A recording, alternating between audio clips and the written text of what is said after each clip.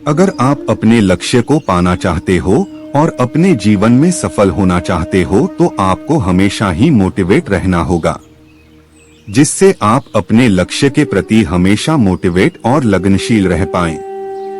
क्योंकि इस दुनिया में लोग आपको डिमोटिवेट करने आएंगे, लेकिन मोटिवेट तो आपको खुद को ही रहना होगा। यहाँ पर बहुत ही शानदार और एक से बढ़कर एक मोटिवेशनल कहानियाँ हैं, जिनसे आप अपने लक्ष्य के प्रति हमेशा ही मोटिवेट रहेंगे। और इसमें ऐसी कहानियाँ हैं जो आपके जीवन में भी काम आएंगी। इन कहानियों से बहुत कुछ सीखने को मिलेगा और यह कहानियाँ आपको हर फील्ड में सहायता करेंगी। 2024 की सबसे प्रेरणादायक हिंदी कहानी, एक पत्थर से मूर्ति बनने तक की अद्भुत कहानी। जिंदगी में सफलता पाने के लिए हर किसी को मेहनत और तपस्या करना बहुत जरूरी है। बिना तपस्या के कोई भी व्यक्ति सफल नहीं हो सकता, और जो व्यक्ति तपस्या करता है वही गौतम बुद्ध की तरह महान होता है। जो व्यक्ति मेहनत करता वही सफल होता है। क्रिकेट में जिसने मेहनत की उसे क्रिकेट का भगवान बना दिया गया, जिसे हम सचिन तेंदुलकर के नाम से जानते हैं। सफल व्यक्ति वही होता है जो एक तपती आग सी मेहनत से गुजरता है। आज हम नीरज चोपड़ा को तो जानते हैं, जिन्होंने भाला फेंक में भारत को गोल्ड मेडल दिलाए हैं, लेकिन हम किसी ऐसे व्यक्ति को नहीं जानते जो शायद गली में मेहनत कर रहा हो, क्योंकि नीरज चोपड़ा उस मेहनत की भट्टी में मेहनत करके निकल चुके हैं, जिससे सारी दुनिया आज उन्हें जानती है। इसी तरह हर सफल व्यक्ति को एक निश्चित समय में उस मेहनत की भट्टी में से गुजरना पड़ता है, और जो व्यक्ति उस मेहनत की भट्टी से निकल पाता है वही अपने नाम को और अपने देश के नाम को पूरे विश्व में पहुंचा पाता है। हम देखते हैं कि एक पत्थर जिस पर हम विश्वास करते हैं उसे पूजा जाता है, और एक दूसरा पत्थर होता है जिससे हम भगवान पर चढ़ाने के लिए नारियल फोड़ते हैं। पत्थर तो एक ही होता है, लेकिन एक पत्थर छैनी हथौड़े की मार झेल कर भगवान बन जाता है, और दूसरा छैनी हथौड़े की मार से टूट जाता है। लेकिन जिस पत्थर ने पहले दर्द को सह लिया उसको पूजा जाता है, और जिस पत्थर ने पहले दर्द को सहन नहीं किया उसको बाद में बार बार दर्द मिलता है। जिस पत्थर से हम नारियल फोड़ते हैं यह वही पत्थर होता है जो थोड़े दर्द से टूट जाता है। कई बार हम देखते हैं कि एक व्यक्ति बहुत सफल होता है और वहीं एक व्यक्ति असफल होता है। ऐसा क्यों होता है और इसके पीछे का सही कारण क्या होता है?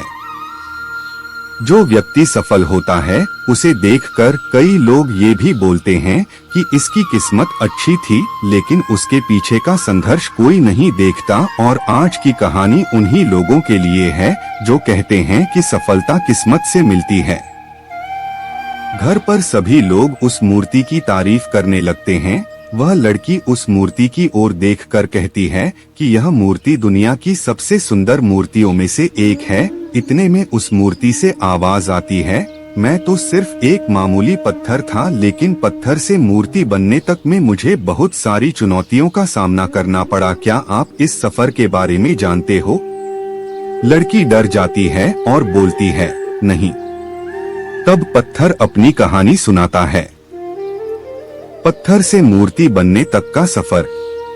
एक मूर्तिकार था जो बहुत ही सुंदर मूर्ति बनाता था। वह मूर्ति बनाने के लिए कुछ पत्थरों को चुनता है और उन्हें घर ले आता है। जब मूर्तिकार पत्थर को मूर्ति बनाने के लिए उस पर छैनी और हथौड़ों से वार करता है तो पत्थर के अंदर से दर्द भरी आवाज आती है, आह मुझे बहुत चोट लगी है। तो मूर्तिकार उस पत्थर से कहता है, अभी थोड़ा दर्द सहन कर लोगे तो आगे चलकर लोग तुम्हारी पूजा करेंगे। फिर मूर्तिकार जब पत्थर पर फिर से छैनी हथौड़े से काम करता है तो वह पत्थर टूटकर बिखर जाता है। फिर वह मूर्तिकार दूसरा पत्थर उठाता है और जब उस पर छैनी और हथौड़ों से वार करता है तो दूसरे पत्थर के अंदर से भी दर्द भरी आवाज आती है, आह मुझे बहुत चोट लगी है। तो मूर्तिकार उस पत्थर से कहता है, अभी थोड़ा दर्द सहन कर लोगे तो आगे चलकर लोग तुम्हारी पूजा करेंगे। तो वह पत्थर कहता है, ठीक है, तुम अपना काम करो, मेरे दर्द की परवाह मत करो। फिर वह मूर्तिकार उस अपना काम करता है और पत्थर को अच्छा आकार देने के लिए उस पर छेनी हथौड़ों से प्रहार करता है और पत्थर रोता रहता है लेकिन टूटता नहीं है। फिर मूर्तिकार उस पत्थर को आग की भट्टी में डाल देता है और कुछ समय के लिए उस पत्थर को आग की तपन में जलने के लिए छोड़ देता है। उसके बाद मूर्तिकार उस पत्थर को और अच्छा आकार देता है और उस पर कलर करता है और यह सब दर्द पत्थर बर्दाश्त करता है।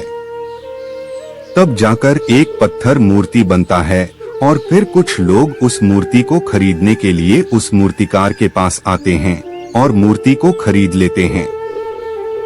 इतना कुछ सहना पड़ता है, तब जाकर एक पत्थर मूर्ति बनता है और तब जाकर लोग उस पत्थर को पूजते हैं।